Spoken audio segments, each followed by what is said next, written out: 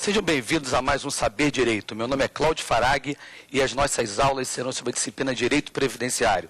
Vamos estudar o direito previdenciário desde a sua origem histórica, da sua base constitucional e vamos responder as suas dúvidas. Vamos ter várias participações especiais para que o direito previdenciário possa ser visto na sua ênfase prática. E nós não podemos deixar de indicar o nosso e-mail saberdireito@stf.gov.br. Participe do Saber Direito e vamos fazer várias perguntas, discutir a disciplina Direito Previdenciário. Vamos falar sobre o direito previdenciário na sua visão histórica. Vamos começar com a visão histórica do direito previdenciário. E faço uma pergunta. Qual será a melhor previdência social? Telespectador, alunos, qual será a melhor previdência social? Um grande amigo fala que é termos muitos filhos.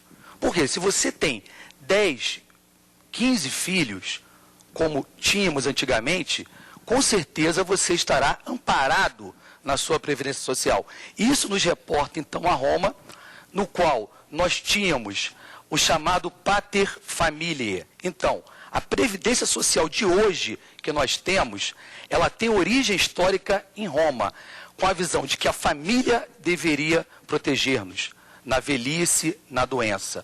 Agora, a partir do momento que a sociedade evoluiu de uma sociedade rural para uma sociedade urbana, nós passamos a ter uma dificuldade de termos essa visão de uma previdência social ancorada unicamente na família.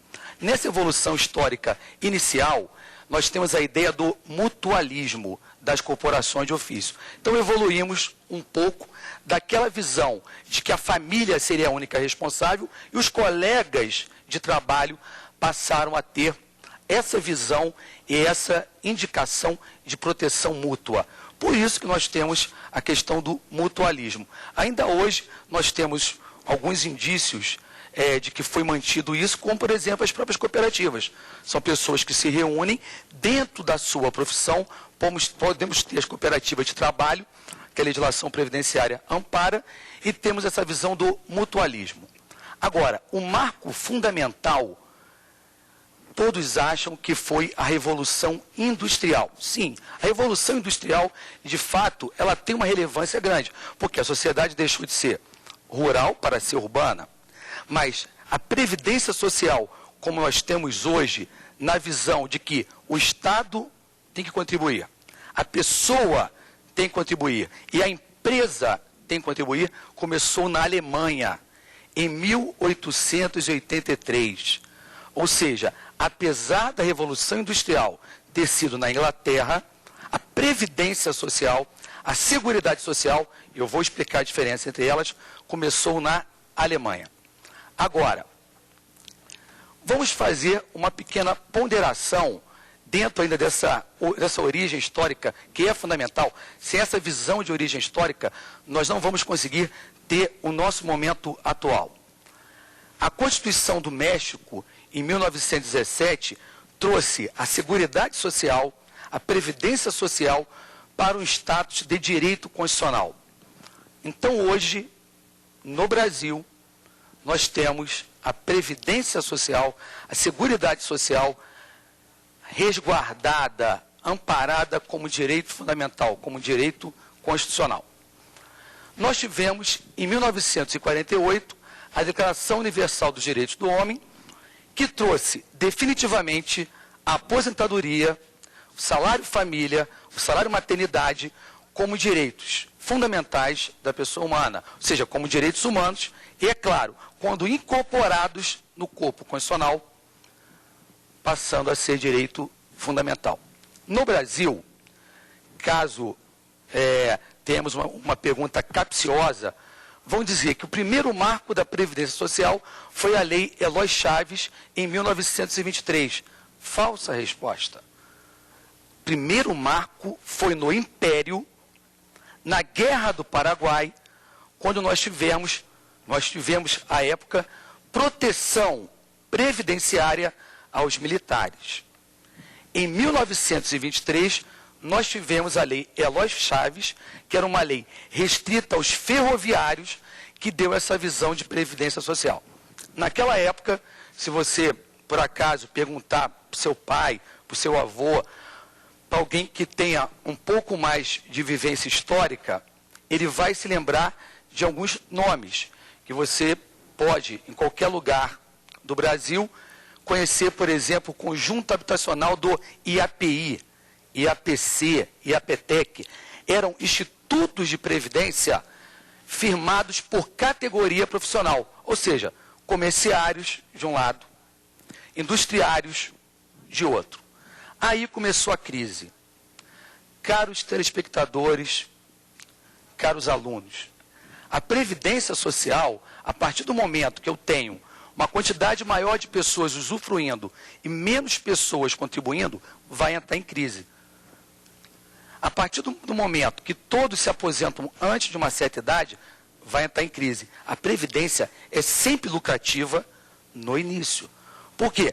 Se formos pensar, nós aqui, telespectadores, os alunos, e montarmos uma previdência, os alunos principalmente jovens, contribuindo, no início, teremos apenas flores, recursos. Mas dentro em breve, a previdência começará a cumprir o seu papel. Qual o seu papel? Proteger. Proteger. Sim, contra que eventos? Alguns eventos, o principal evento certo, a morte, a invalidez, que é o evento incerto. A própria maternidade, que é algo muito bom, mas que tem um peso sobre a Previdência Social. A velhice, que é certa, mas que tem um peso na Previdência Social.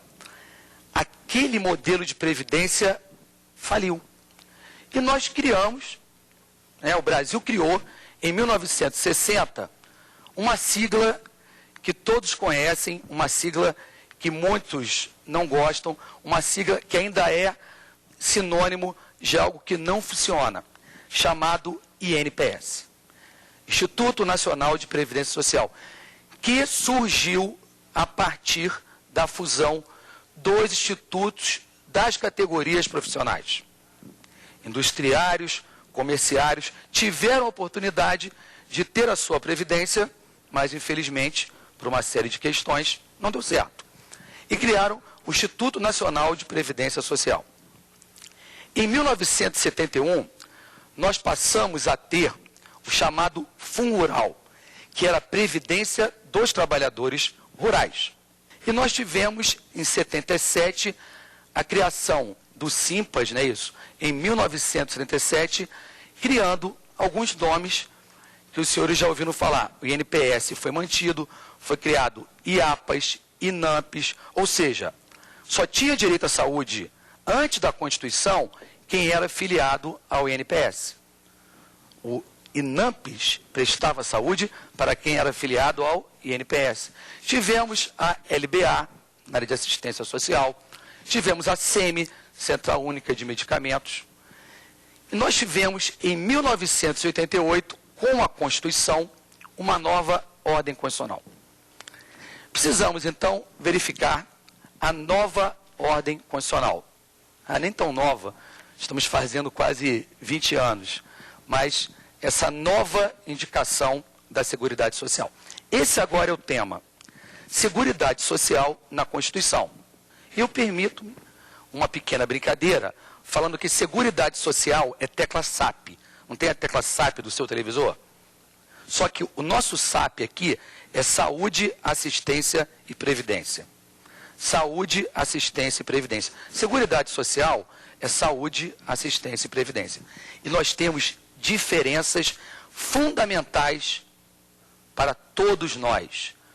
Nós precisamos discutir a saúde, assistência e previdência.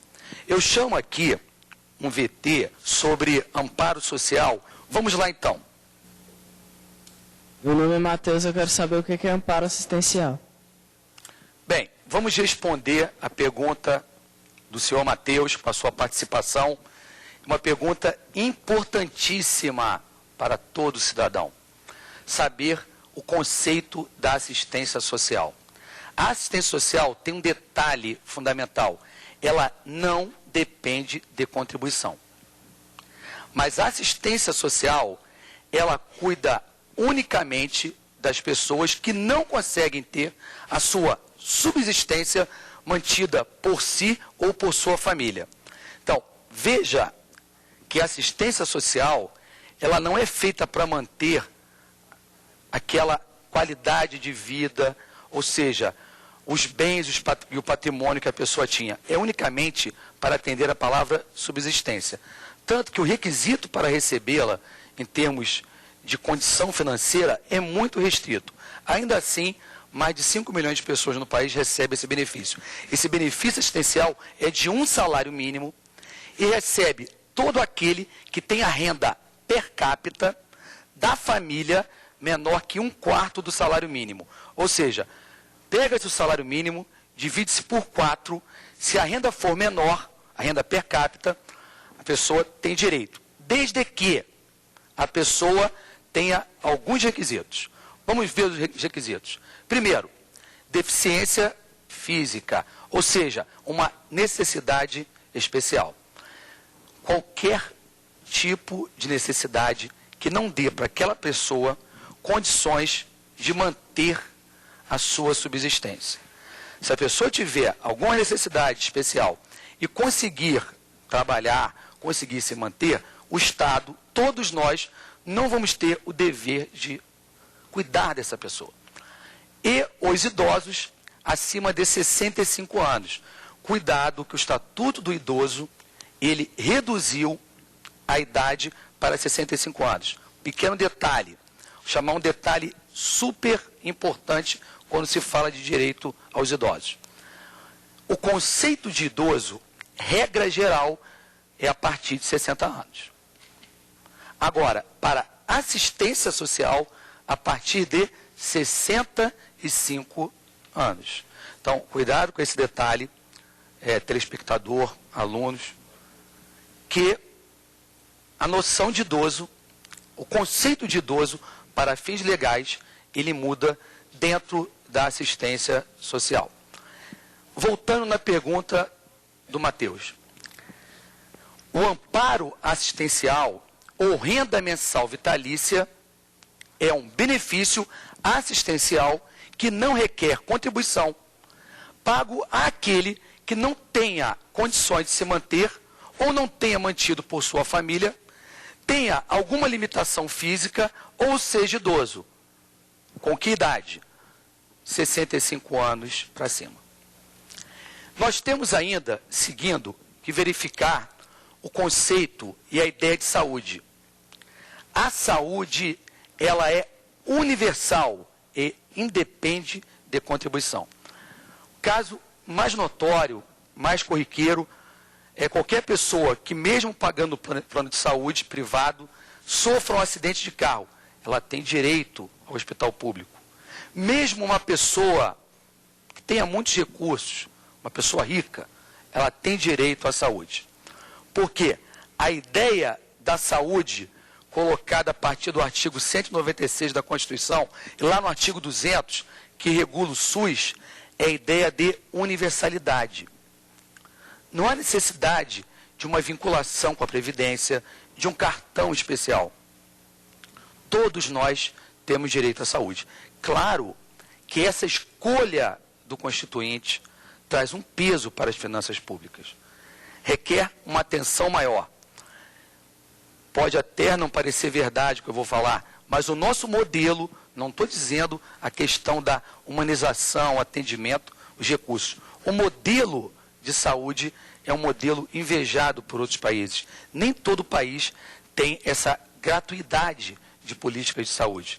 Tanto que é comum, ouvimos dizer, que pessoas de países limítrofes vêm até o Brasil para participar das campanhas de vacinação, que são exemplo claro de política de saúde, aberto a todos. Então nós temos que ter, caros alunos, essa visão crítica, que por mais que critiquemos o nosso dia a dia na Seguridade Social, não podemos deixar de valorizar essa escolha, que é uma saúde gratuita e universal. Voltamos para o nosso tema fundamental, a Previdência Social. A Previdência Social é contributiva, em linguagem simples. Só recebe quem paga. E você, eu, os nossos alunos, todos vamos receber proporcionalmente a nossa contribuição. Claro, um salário mínimo, em que pese a Constituição diga que ele deve garantir uma série de proteções, ele é um valor pequeno. Mas, se você, se eu, se nós contribuímos com um salário mínimo, nós receberemos um salário mínimo. Isso aí fica claro que se nós queremos ter uma aposentadoria melhor, ou, como eu falei inicialmente, tenhamos muitos filhos, porque se nós temos 10 filhos, pelo menos 3 filhos terão condição financeira de nos ajudar. Um vai pagar o aluguel, o outro vai pagar o remédio, o outro vai dar um amparo. Como isso está cada vez mais difícil, em face dessa visão moderna que nós temos da nossa economia, do próprio mundo, nós temos que poupar. Previdência social, desculpe a expressão, não cai do céu. É algo que depende necessariamente de sacrifício no momento atual. É aquela velha fábula da cigarra e da formiga. A previdência social, todos nós somos formiguinhas, mas formiguinhas solidárias. Ou seja, nós estamos guardando não necessariamente para nós estamos guardando